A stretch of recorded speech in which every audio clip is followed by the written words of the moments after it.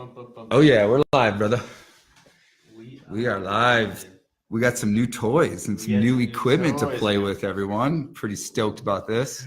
We sure did. We got to make sure we share this bad boy out. This is the first time actually on the Start, Build, Grow show. So let's make sure that we get this thing set out. So for those of you who rewatch this later, make sure that you click on the Start, Build, Grow show and like our page. Yes. You can actually select to notify yourself when we go live again. We're not going to go live on a bunch of crap. We have a show that brings the heat, that brings entrepreneurship and business and construction and roofing. We bring it all together. That's what our show is all about. So definitely like the show and subscribe. We love it. That's awesome. We got a couple of viewers jumping on. Yeah. As you jump on, make sure to share this out. This is our first time going live on the Start, Build, Grow show. We usually go live on my personal page. So we're just taking some time to share some of this stuff out right now. Here we go. I'm going to, boom, there it goes. I just shared it as well. Nick's going to share it. Maybe we'll get Chris on the back end sharing it as well. We got a couple people jumping on. Let us know. How's this audio? Yeah. Let us know. Is the audio pretty good? Give us a thumbs up. Let us know where you're from. Throw my man Nick an emoji here. And we're glad to have you. We're excited to get this show underway.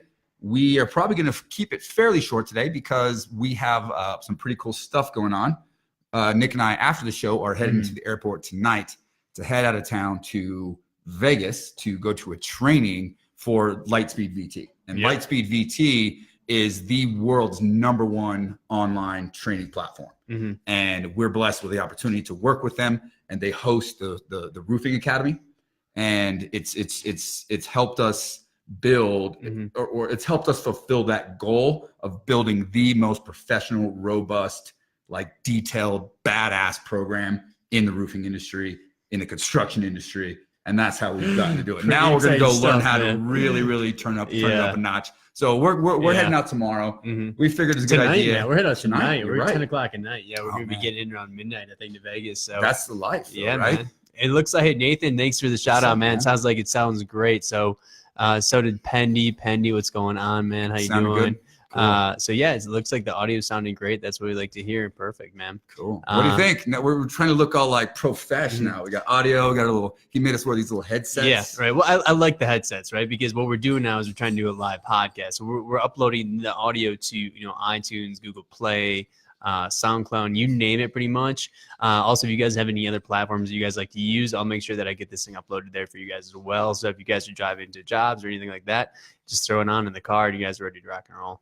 Awesome. That's the real purpose behind it. Okay. This is the real genius behind this whole thing. So the people have spoken. We've had a lot of people early on. Hey, are you podcasting this? Yeah. Is there a way we can listen on audio? Boom. Here we are podcasting, turning this into a podcast, and we're going to continue what we're doing. We got, man, I don't even want to get into it, how many cool, guests and different things we have going on. You're just going to have to keep watching and seeing, man. Yeah, we did pretty well with the CEO of Job Nimbus. Once again, thanks, Ben. I enjoy working with you, man. We're going to get you back on again. Yeah. And we got some irons in the fire for some other just amazing guests. We got some conferences coming up. So I do want to take 1 minute to remind everybody about the Job Nimbus conference. The Job Nimbus, it's a solutions summit, the JNSS. You've seen some of the posts and seen some of the marketing materials that are out on Facebook. It's going to be awesome. It's going to be in Austin, and it's going to be a lot of fun. We're working on planning. We're doing some really cool stuff. I feel like the courses that we're building out right now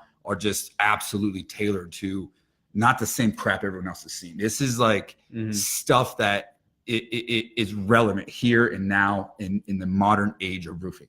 Roofing is changing. The industry is changing. Okay. It's not what it used to be 20 years ago.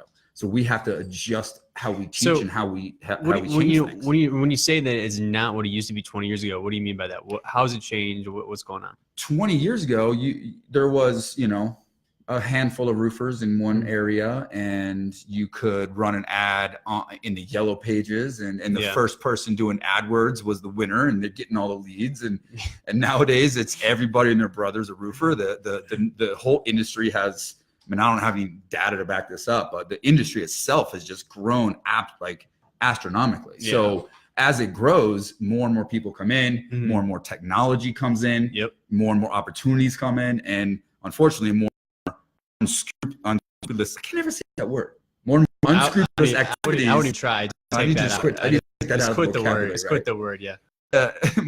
More and more like people are doing dishonest things, and you know, it's just a nature of the beast. It happens. So the industry's changing. I mean, technology is the biggest reason. You know, technology as well as information. Now, a consumer can go online and learn everything they want to know about roofing, or learn everything they want to know about how to install, or what the manufacturers are, like all these different things. So the consumers are more educated than they ever were. 20 years ago, you knock on someone's door, you mean you're going to get the deal 99% of the time. Now you knock on their door, you're one of 10 people knocking on the door, and then they're going to go online and do research on you. They're going to check your reviews and see how good of a company you really are. And then they're going to open the door, and then they're going to call you back, and then they're going to allow you in to actually present or try to sell something. Okay. That was a rant, but that was fun. That was a good rant. Yeah. But I think so today, what we really want to dive into though, and I'm hoping to get some great questions from the audience, is how to go from working in your business to on your business, which I think is extremely difficult to do. It takes a lot of work. There's a lot of pieces you have to get in place to make sure that the machine's kind of running itself and you're able to jump out of it. So yeah, love it. That's where we're gonna kind of go, man. And at what point? What you got? What point did you actually get to work on your business now? Like, so how long did it take you to get to that level? I'm still not quite there. Some may think, but no, I'm still, I'm still putting out fires. Don't get it twisted. Like we're still working a lot, but there has been night and day from the responsibilities and the things that I had to deal with early on and what I have to deal with now. The things I deal with now, I'm financing, accounting, like big level things, like high level, structuring of all the financing and all the tax statements and like tracking and measuring and like really dialing in all that sort of stuff. So it's like I'm working on my business, but in a totally different way. But I'm still working in it at the same time. Right. But all I'm doing is facilitating meetings and facilitating putting the right people in the right places. And really what it comes down to is just that. Putting people in the right places. Okay, we talk about this. Imagine your business is like a big SUV. Or when it first starts out, it's a Honda Accord. Okay. So it's a 1981 Honda Accord. This is your business. 81. Okay. Yeah. I don't know why, but let's go back. Okay. And I feel like a book I read. Was that your first car or something? I feel like Damon John or somebody, a book I read. That's how they started in this 81 Accord. So somehow that's stuck in my head. So 81 Accord or 86 Corolla in my case. That was your first whip? Man. Let's go with the 86 Corolla. It was a two-door. You could barely fit anybody in the back. This is your business. Yeah. And it's you driving. Yeah. You have to do everything. So the idea is not only start to fill the seats with the right people, but you got to also know when to trade that car in for a bigger car. Right. And trade, and gradually step the business up. But the whole key to this analogy is you got to put the right people in the right seats. Yeah. So you're the driver of this thing, but it's your responsibility to hire and develop a co-pilot. That co-pilot, what their job is to counteract your weaknesses. That's the key. The sooner you can understand yourself and your own weaknesses, your own abilities, right, the sooner you'll be able to start this process of putting other people in positions to help build your company with you. Yeah. Right. Okay. You can't build a company by yourself. Right. You have to do it with other people. And you have to find the right people early on that can help you through this process.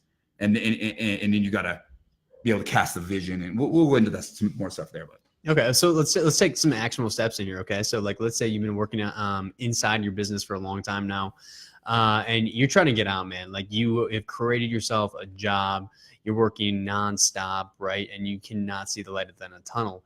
What kind of preparation plan can you put together to start getting that in place? You know what I mean? Because let's say you hired a team, right? You have a bunch of great people, but yet you're still putting all this work in and you're not working on the actual business. What does that look like? So once you understand, okay, and I'm always going to reflect back to this because this was the biggest turning point in my career. Yeah. Was when I did a series of self-analysis books, disc tests. Yep. I did the Strengths Finder. You're a big fan of those. Yeah, big fan. And once I figured out, okay, these 3 or 4 things, God gave me like a really good ability to do these things. Yeah. Which is what? For me, it's number one is idealism. Like I can literally say I'm an idea guy. Yeah. And it's funny because people see me on here like, okay, yeah, but how long have you worked with me? And like, 7 months, I think 8 months now. in how many short words, what would you describe? Yeah, a lot of energy. I think the mind is always moving, right? So that's why I think you're 100% right. Is your ability to create those ideas. But then I think once you have those ideas, to be able to give them to somebody else, possibly to let them execute on that, is probably the best direction for you. Yeah. Yeah. But that gives you more capabilities to produce more ideas. Yeah, right? because what I learned is I'm only good at a couple things. Right. Exactly. I'm good at communicating. I'm good at well, kind of good at communicating. I'm good at communicating people to people. Like, yeah, right. I love networking and building relationships and that sort of thing. Right. But when it comes to like calling someone to let them know that the roof is being loaded, good luck. I've ruined that every single time. So there's different levels of communication, but it's the human interaction and the natural networking and just my genuine love for people. Like I love people. I love learning from people. And I just happen to be really good at ideas. So what that leads to is a creativity side. Yeah. So the first thing was idealism. Next thing was creativity, and then add in some leadership skills and stuff like that. I was like, okay, well, how do I cast a vision to where I can get to a place that's my focus. My focus is being creative and coming up with ideas and being a visionary for my company. At the time, I was wearing all the hats. I was doing production. I was doing sales. I brought on a business partner pretty early, and we didn't know at this time what our strengths were. We didn't know, what our roles were going to be. All we knew was we needed to go sell roofs to put enough money in the bank to get to next Friday. But the key is figure yourself out, and then cast a vision of, okay, what is my ideal position for this company? 5 years, 1 year, 3 years, 5 years, 10 years down the road. If you were just a really, really good salesperson and you absolutely love sales, so be it. Sell roofs, but you still need to put energy into facilitating, building processes and hiring people to do everything else. You know what I mean? So what happens is we try to do all these things and we don't realize that if we really focus on the one thing we're really good at and delegate everything else, that's the foundation of pulling yourself to a place where you're working on your business. But time management. Okay, the next thing is time management. And it starts early on, even when you're still running your business from your truck. I started in my basement, in my garage, 50,000 miles a year driving. That's what we do. Roofers, there's a lot of people watching this. I guarantee you can relate to that. I think I would say 60 to 80% of roofers out there are somewhere in that area of they're in their truck, they're running around, they're trying to find time to sit down in front of a computer or to sit down and go through, do any paperwork or follow-up stuff, but they're too busy playing defense all the time. Fires happen, something comes up, something's missing from the job site, this homeowner's pissed off or whatever. And so they're just boom, boom, boom, fielding all that all the time. And before you know it, that completely consumes you. And all you're doing is just chasing your tail all day, every day. Okay. So you can't, going from in to on it's like the old adage. You can only eat an elephant one bite at a time, right? So one bite at a time means one small block of time at a time. So even if it's Sunday morning from 7 to 9 before you go to church, the family's chilling, they're eating breakfast, that's your time. You have to put on your calendar to focus on your business. So be it. You have to do that. You have to start with one small block of time. And then during that time, you focus on one thing. Okay. Every roofing owner out there I know right now has a million ideas in their head of things they want to do for their business, or they need to do, or they know they need to do, but they just keep pushing off because they don't have time. So what you got to do is prioritize those things, find one of them. And when that time block comes, when you go through your week and when that time block hits, boom, you are focused on one thing. You look at your list, you pick up that one thing and you focus on it for an hour. Are you completely blocking that time off then? Because what if you're getting phone calls, you're getting emails? You're ignoring them. You're ignoring them. Yes. And or have you always been able to do that? Or? No, absolutely not. And I still, and again, it's like, this is an ongoing thing that you'll be doing for the rest of your life. Yeah. It is what it is. But the more and more you can just finagle and streamline, you're going to start seeing that those blocks of time get bigger, and the other things that are wasting your time are going to be delegated more and more and more. They're coming off your plate more. The more you work on your business, the more opportunities happen, the more your business grows. That's what this is all about, guys. Yeah. You want to grow your business, you have to be able to figure out how to work on your business. It's your business. It's your job. It's your vision. It's your dream to make that business as good as it possibly can be, to provide the freedom, the lifestyle, the income that you want. Yeah. But unfortunately, the visionary, the entrepreneur that starts the business, unfortunately becomes the biggest reason why the business doesn't grow. They become the problem. Yes. So I do want to bring up one more thing too about the time management and the block scheduling and making sure it's, hey, if you have this hour off, that you're all in on this and you're completely focused. What about, I've noticed with me, for example, is I'll have a meeting at 9 o'clock, I'll have a meeting at 11 o'clock, and I'll have a meeting at 2 o'clock, right? Now, in between those time slots, sometimes I struggle to be working on those bigger projects, right? Because I'm going from meeting to project to meeting. Do you ever kind of structure your schedule more strategically, where you're trying to go back-to-back meetings or anything like that, and then trying to do more 3 hours out with blah, blah, blah, or anything like that? Or how do you go about that? You know what? Let me just go into it. I'm going to, it came up today. Thanks, Blake, if you're watching. Good to see you, buddy. He gave me an interesting, he addressed, he's talking to me about, work-life balance. And that comes up because people see it's like, oh, 1 minute we're going to be making videos. You'll see them from Vegas. We're going to go to Vegas. We're going to do a training. We're getting with some of the heaviest hitters in this space. I mean, we're connecting. It's a big deal. It's pretty exciting. Like, invite only. Like, I can't even talk to you about what it takes to even be able to go to this thing. But nevertheless, shoot, what was I? Time management, work-life balance. Okay, Blake was talking to you. So the work-life balance thing, and he's like, man, it's like, how do you find time to hang out with your family? Because today I did a post, like, just took a 10-minute break, or my kids came home from school, or my wife and them, they were out and doing something with it. They came in or goofing around, dancing. Doing the Shark dance. Doing the Baby Shark. Who's seen Baby Shark, right?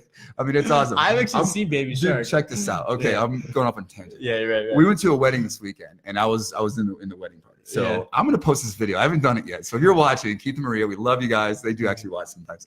So there was an amazing wedding up in Beaver Creek, just epic wedding. And we planned kind of like a random Baby Shark where it was going to play sometime throughout the night. And when it played, what is it, like a flash dance or something like that? And we did it to the Baby Shark song. So all the wedding party, like all of a sudden, it was like, do Baby Shark. It's pretty funny. And so I'll post that video. It was a really funny video. The whole wedding. I think we need that highlight online. Okay, so let me get back to answering your question. I told you we're going to keep it casual today, right? Yeah, very casual. Test out the new equipment and whatnot. And this is our first time on this page too, actually, on the Action Start Build. And we still got great viewership. This is awesome. Again, hey, share this out. Say hi to everybody. Jim, Josh, what's up, guys? Share this out. Make sure we get the word out, because we are going to be making that transition over to going live on this page. We're going to try to go live more. We're going to try to add more shows, add more like production quality. Like we're going all in. It's going to be awesome. So make sure to share this out. Also too, any kind of ideas moving forward that you guys want to hear about that we haven't touched on, please let us know. And we can try to match up special guests that kind of can go along with those topics. Absolutely. That would be awesome. We try to keep this show as relevant to what's happening right now. You know what I mean? A lot of people are dealing with supplement issues. Boom, we hit supplements. A lot of people are dealing with production issues. Boom, we're hitting production. We're coming into trade show season. So, hey, we're going to be promoting trade shows, and we're going to be selling stuff, because that's just, it's just natural. It's kind of how it goes. Right. So, and then that's what kind of leads up to the whole from in to on thing. Here's my sales page. Okay. Through this journey from working in my business to working on my business. I was able to reflect on that and create an entire course to provide that solution of, okay, now I have a block of time. Now what? What do I do? How do I work on? What am I going to work on? How do I choose something to work on?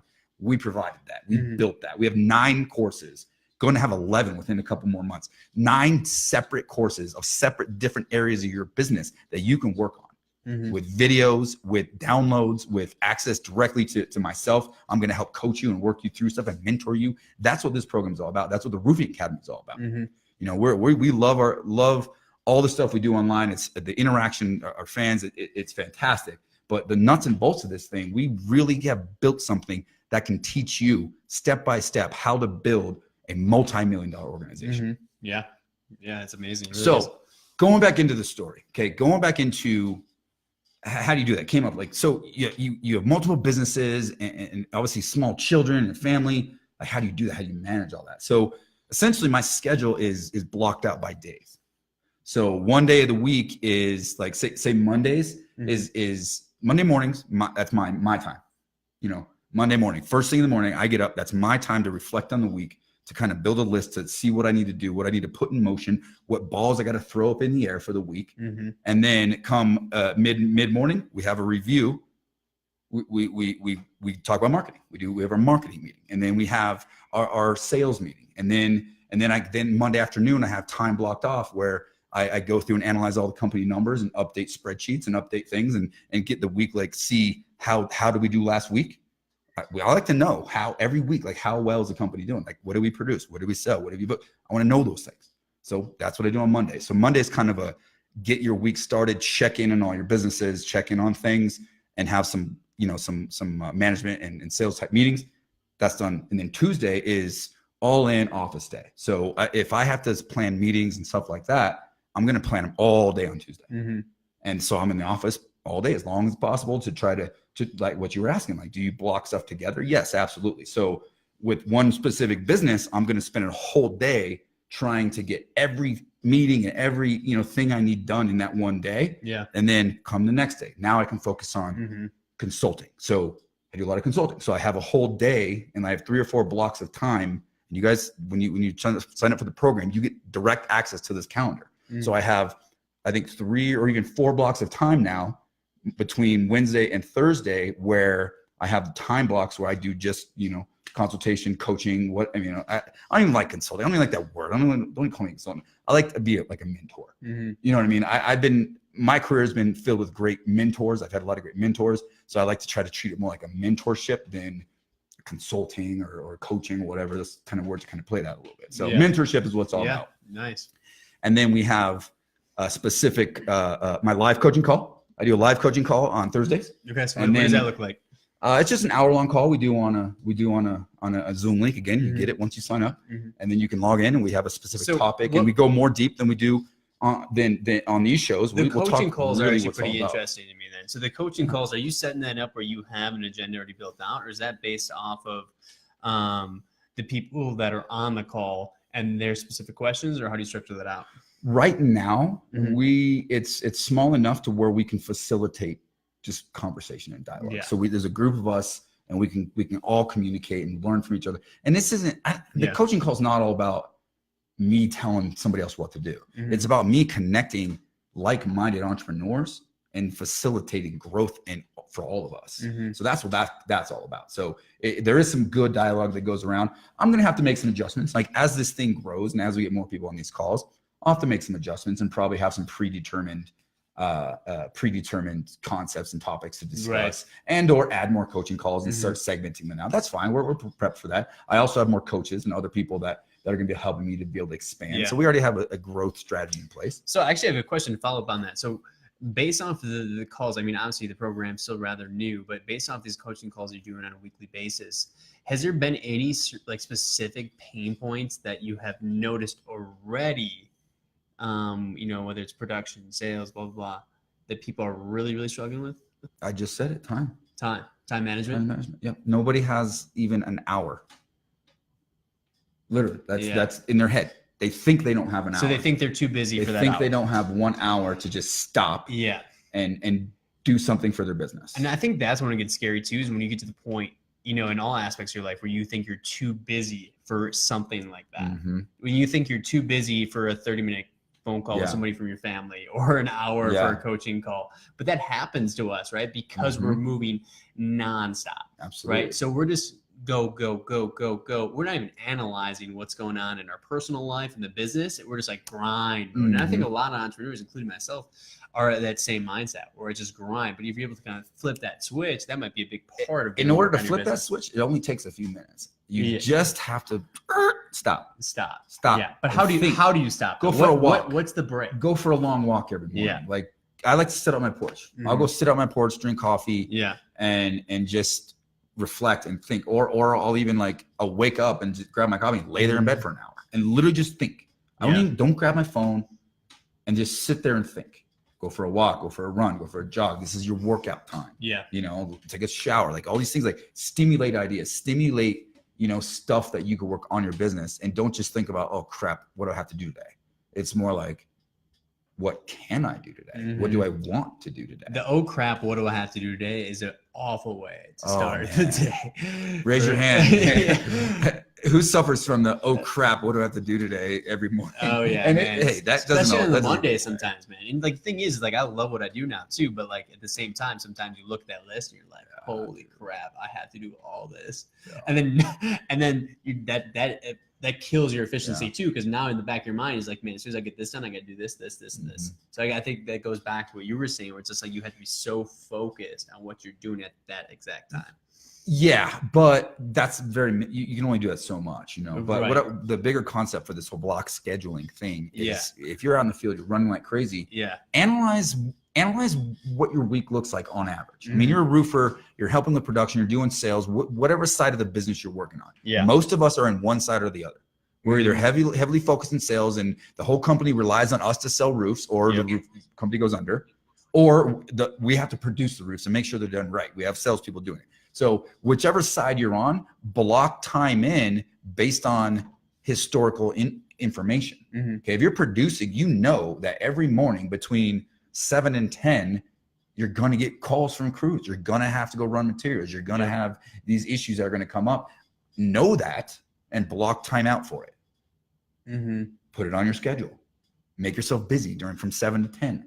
And when someone in your office, or if you get an assistant or somebody helping, they know, okay, I'm not going to schedule him during these times because I know that those are the busy times he needs to be out in the field working.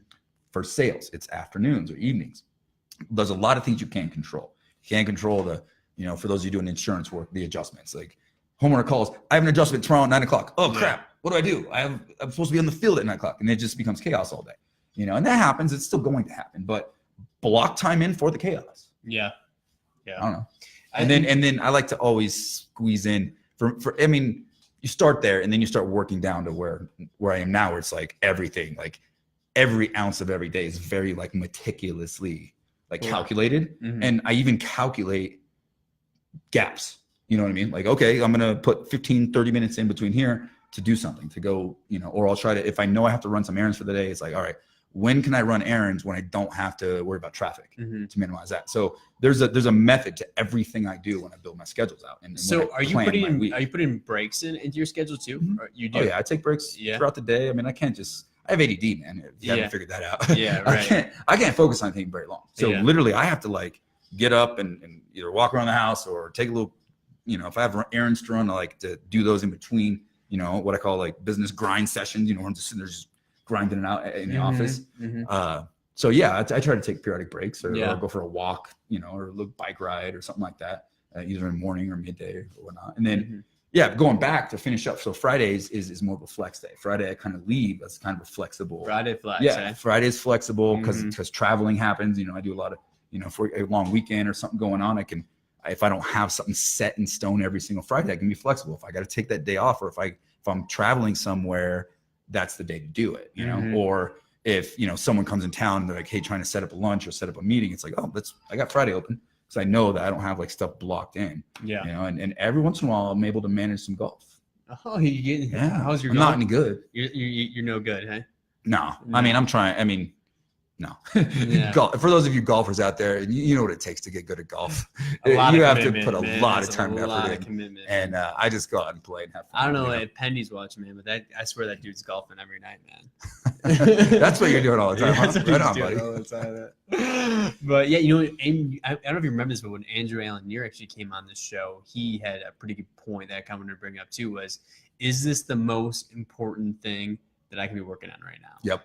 You know, because we always feel so busy, right? But sometimes I feel like we wish make ourselves busy. You know what I mean? So if we just do a better job prioritizing what needs to be done. Well, here's another important tip to this process. We're trying to work on our business, not in our business. You have to put a valuation on your time. You know, you own a business. You know you should know what your numbers are. If you don't, call me. We'll start working together. You should put a valuation on your time. Like, figure out what your time is worth. Calculate all the things you do in the day and what those tasks are and how much you feel those tasks are worth. You know what I mean? If it's a $20 an hour thing and you value yourself as an owner, I mean, you're valued at $100 an hour, stop doing the $20 an hour things. Hire somebody.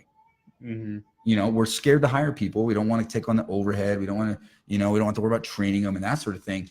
But being scared of hiring people, being scared of kind of overextending ourselves a little bit holds us back. Because you kind of invest in people in order to free yourself up. So if you can become a really good judge of character and a really good judge of others and have a really solid hiring and onboarding process. Once again, shameless plug, we have an amazing a whole entire course on hiring and onboarding in the Roofing Academy. That course alone is worth what we charge for the entire course. That hiring and onboarding, if you can figure that out, how to evaluate, attract, hire, onboard, train one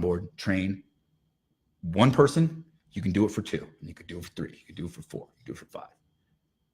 It's what it takes. That skill set. And you can teach others. You can teach managers to do these things. Like, I credit obviously the great people, but our ability to hire and attract great people to my ability to work on my business and our company's ability to grow and scale the way it has. Because we are really good at hiring. Look at our staff, look at our videos, like, go online, check us out. Like, if you're watching, I love you guys. Thank you so much for your support. Great. See you Tuesday. And they're incredible people. We hire character and train skills. Yeah. You know what I mean? Like, the almost everyone in a management position at our company worked their way up. And so we hired really good quality people and put them in a position that fits their skill sets. And one by one, we built an organization that runs itself. So are you a big fan of that then, promoting within? 100%. 100%. You got to think about that. If you have a company that's fast growing or you want to grow your company and you think, okay, well, I'm just going to bring someone in with experience or that has worked for another company or whatever, how can you be assured that they actually have good quality training or good quality experience? There's a lot of companies in our space that unfortunately are just not very structured. There's no structure, there's no process. And someone may have been running this company for 3 years and have this resume of all these jobs they've done, but were they really operating at a high level? Was their position detailed? Was their position correlated with their strengths? Was it a position that naturally fits them? Or was it something they were kind of just thrown into and now they're just trying to go somewhere else because you're willing to pay them more money because you think that they're better than they really are?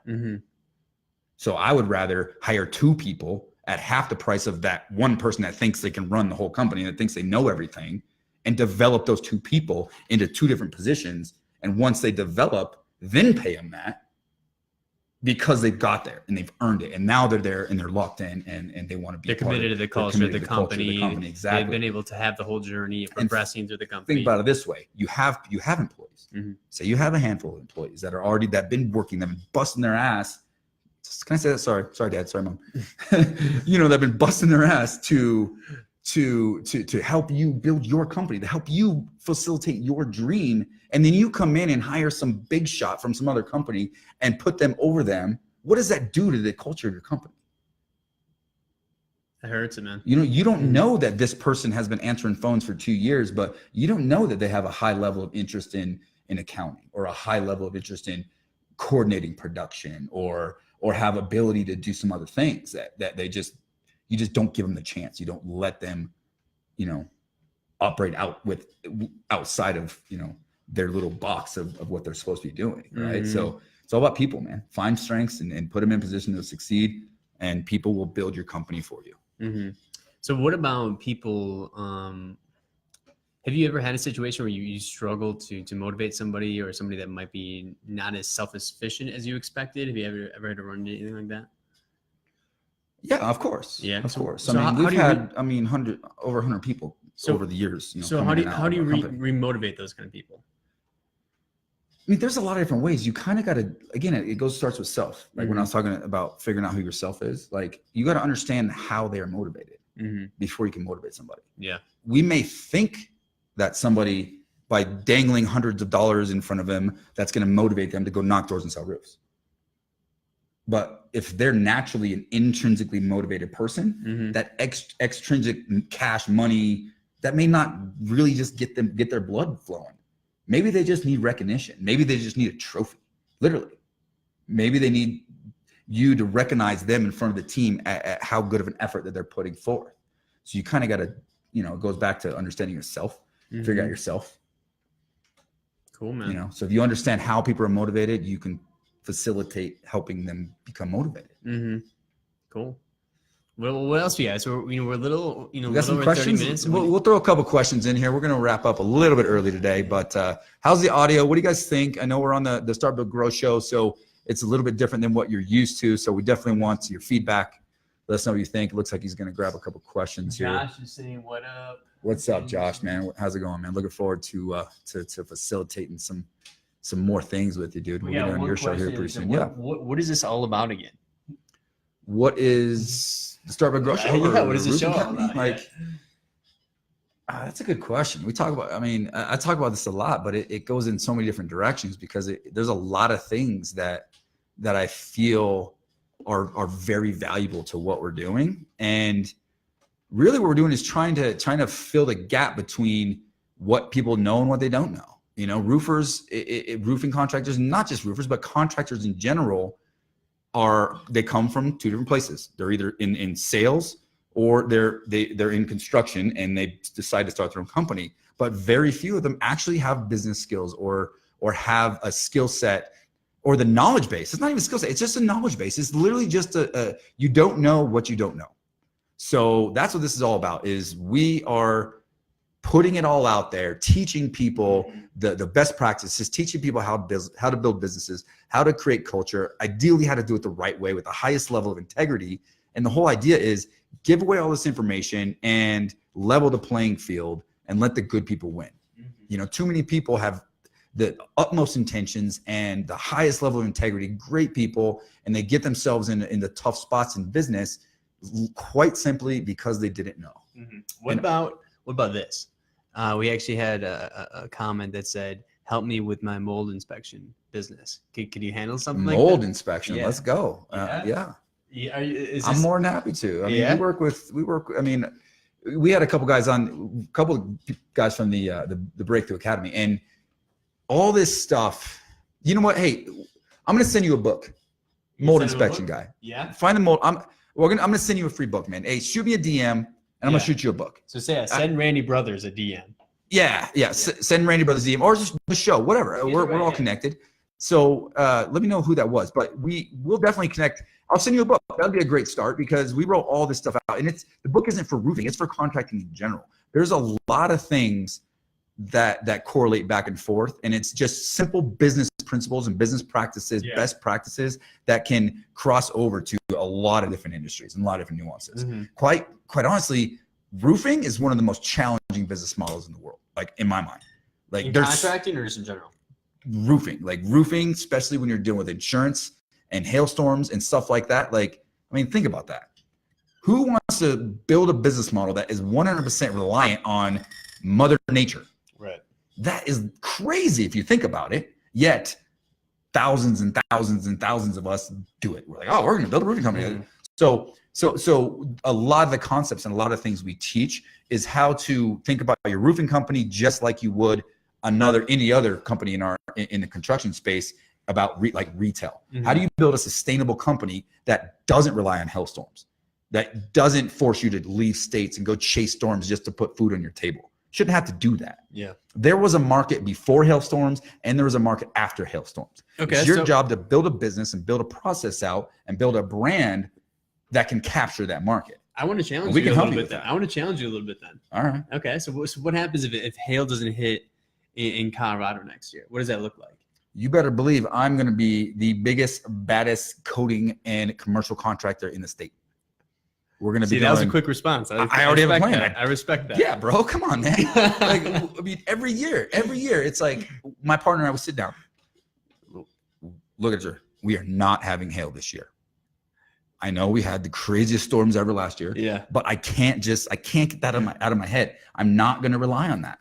I just don't feel like that's the best way to do business. So we have process and plans in place to do what we got to do to survive, man. Andrew Allen here too, man. He's actually we actually mentioned him. I don't know if you heard us. We gave you a good shout out. We gave a big shout out. But he's had a lot of great comments throughout the show. Awesome. But he said, not me, 95% retail, man. He's out of Michigan. Exactly. Yeah, he's out of Michigan. Yeah. So he's good. He might be a good guy to talk to there about that. Yeah. I prefer retail. I mean, so what else we got here? I think retail is a much more sustainable business model that fits really well within what we've done with the book and with the program and all that stuff, because the insurance should be the icing on the cake. It should be a bonus. It should be awesome. It happens. Great. Let's capitalize on it. You want to have a plan in place to capitalize on that insurance. Yeah. But you also need to have a plan in place to sustain when you don't have the opportunity to capitalize on it. Mm-hmm. You got to hit it from both sides. Yeah. Well, it looks like Nicholas Stone actually said he is just hardcore referrals. It looks like he's 90-something% retail. It looks like as well. Yeah. The referrals, obviously, branding referrals, another big one. Hey, believe it or not, I mean, we'll do probably 1,000 roofs. We're still 80-90% referrals. I mean, we get a lot of leads, but our referral base is just incredible, guys. It just builds and it compounds. The more roofs you do each year, the more customers you take care of, the more reviews you get, the more branding you get. I mean, who's doing reviews out there? Who's making a big push on Google reviews? Every single customer, are they getting asked for Google reviews? I'm actually pretty curious about it. I know you crush on that, but I see a lot of people that's still a huge opportunity, especially if you're doing a good amount of roofs. I'm like, come on, get those on there for sure. But let's see here. So Andrew Allen Neer, he says we get hail here every 10 years. Looks like Nicholas he's all in on it. He said coding big money and an opportunity as well. No, I'm not gonna. I love you guys. No offense, but I'm not gonna buy any Conklin. I have a very good relationship with my coding company, and we do a lot of coatings already, and we would go all in on that for a while, because the correlation would be, the crossover would be pretty well, I think. Yeah. Well, cool, guys. All right, well, let's start wrapping this thing, man. We got a plane to go catch. Thank you guys so much. If you guys, hold on. Didn't mean to cut you off for anybody. Again, I know I mentioned this a few times, but if you guys have any topics you guys want to talk about, any kind of companies that you guys are interested in, we'll try to get in touch with those kind of people, see if we can get anybody that's involved in that company on the show. We're going to try to maximize any opportunities possible, but it's all about really what you guys want to hear. So please let us know in the comments, and we'll try to make that happen for you guys. And thanks again. I mean, this is episode 24. Yeah, it's 6 months. 6 months, man. 6 months. 6 months. 6 months. We decided that, hey, let's be like Gary Vee and do a show on TV. And here we are. And it's cool because the response we've gotten is just incredible, man. Every single day, somebody's like, dude, I love it. Keep up what you're doing. It's, and that's so awesome, man. It's like, we want to just help the industry. Why not? This is the age of technology. I mean, I'm a contractor. I'm blue collar till the core. I mean, literally you see the studio. I built it with my 2 hands. I know construction, and it's time that we step our game up as business professionals. It's time that the whole industry, the whole construction industry, stops being looked down upon. With the age of tech and all these things, our kids are not interested in construction because it's not a cool job. It's not a sexy industry to be in. By the time I'm a grandpa, you know, it's going to cost $100 an hour to find someone to fix your sink, right? So we have to protect what we know, what we love about this industry, and that's that, you know, the freedom of building and creating and helping people. It's awesome. So that's cool. Well, actually, you know, Andrew Alnier hopped on here again, and he said a good topic to be touching on is creating forums for the business. So that could definitely be something we can dive into. Absolutely. Andrew, hey, dude, I know you're watching. I'm gone. Connect. Let's get a call next week, man. We have so many cool forums and so much stuff that we've been able to do and upload into our program and that sort of thing. So yeah, I'd love to hear more about that. Let's get Andrew back for sure. Andrew back on the show too. That was a great show. Yeah. Okay. All right, guys. Thank you so much. Yeah, guys. God bless. So much, guys. Hey, Start Build Grow roofingacademy.com. Show, episode 24, where contracting and business meet. Is that it now? I don't know. We're business and entrepreneurship. Business and meet, entrepreneurship. Right? Get it right, man. The Start Build Grow Show, where business and entrepreneurship meet. That's not funny. Boom.